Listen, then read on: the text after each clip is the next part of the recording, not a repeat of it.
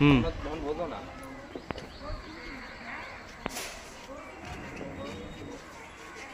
এ মনি রে,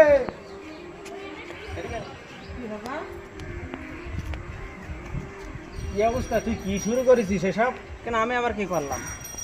কি করলি মানে গত বছর তোর বাড়ির গেটে দেখলাম বিএ লিখা, আবার এই বছর তুই আবার এমএ লিখেছিস, কেন কেন? চাচা ও বিষয়টা তুমি বুঝবা না চাচা, ওর কাহিনী আছে।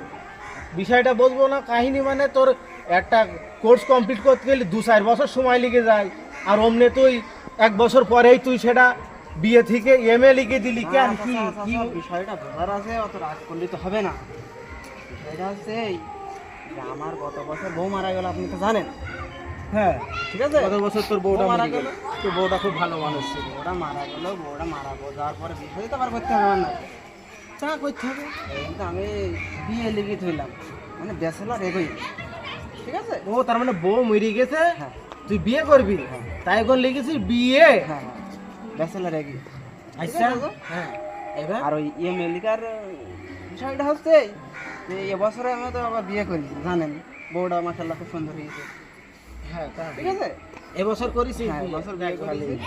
তো আপনার হচ্ছে এমএলএ কি এই কারণে আপনার এমএ অর্ধ হচ্ছে আপনার ব্যাচেলর